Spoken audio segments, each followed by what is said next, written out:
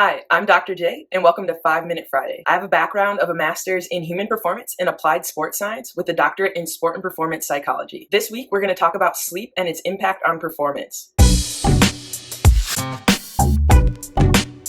Before we begin, please like, comment, share, subscribe so that this podcast can reach as many people as possible. So what's the word on sleep? Athletes and high performers might struggle to get a lot of sleep or get an appropriate amount of sleep based on their demand. And this could be due to time constraints. They might be working a job on top of doing full-time training, or they might have a lot going on in their personal life, kids, another job, maybe some other business opportunities, or even other responsibilities that could relate to family things. We've got time demands, we've got physical demands, and we even have emotional demands that could impact our sleep and impact our quality of sleep. When you get quality sleep, to be able to increase your cognition or your reaction time, your strength, your power output, and even increase your endurance as far as being able to handle more work in a given series of time for a given session. And additionally, we all know that sleep can directly affect our mental health, right? So if we have a lot of sleep deprivation or we're having a lot of poor quality sleep, it'll actually exacerbate the symptoms of anxiety and the symptoms of depression. So if we're limited on the amount of recovery and rest that we're able to get, our ability to train well and to train better from session to session will actually degenerate. And so going session to session without sleeping, that is day to day without sleeping or not sleeping well, can actually increase the amount of physiological demand that's on your body for a given session, right? So say you were going to go on a 20-minute jog, for example, right? And you had poor quality sleep or you didn't recover well between yesterday and today. The same amount of work that you did yesterday is actually going to cost you more physiologically. So your heart rate is going to be higher elevated. You're not going to have as much glycogen in your muscles available for you to be able to do a high quality work, all right? And then you're going to have fatigue, all right? That could be from your central nervous system where your brain might be foggy or the perception of the work that you're doing is greater. So that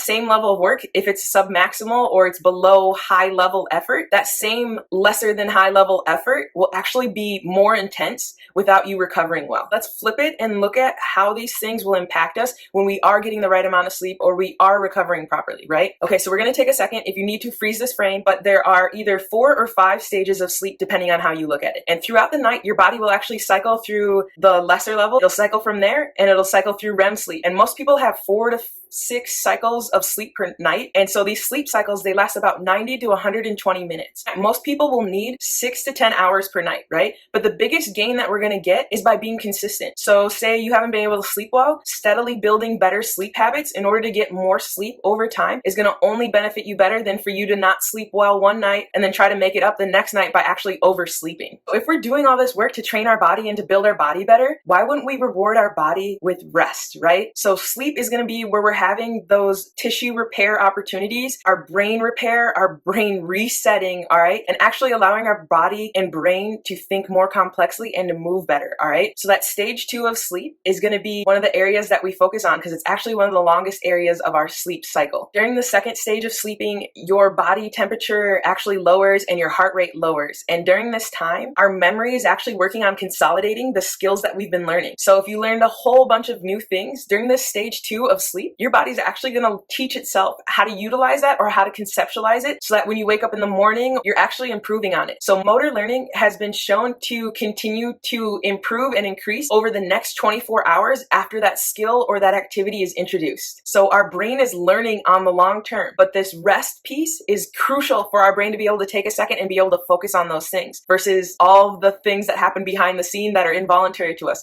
So then if we're giving our brain an opportunity to rest and recover, to consolidate these skills that we're learning, our learning and memory will actually improve as well. And learning and memory are actually very tied to creativity. But creativity can be in as far as linking our thought processes and being more strategic with different implementations of the skills that we're learning. 4 is actually the deepest sleep that you're going to get. And during this time, our body is releasing hormones. Our tissues are repairing. Our organs are repairing. Our skin is repairing. And this is where muscle growth and muscle repair are going to occur as well. And so if we're not having enough time to be able to hit each cycle of sleep and we're not able to hit it multiple times per night, we're not going to get the most of our training, or we're actually short-circuiting all of the efforts that we're doing. And like I stated before, get consistent doing these small things right, and you're going to watch things grow exponentially for you as you work through your performance, as you work through achieving and goal setting these different things in order for them to come together. And also during that stage 4 of sleep, our immune system has a chance to rest. So not only is sleep creating all these positive benefits of performance, but it's also going to reduce our risk of illness and risk of immune immune system dysfunction, all right, which is where we risk that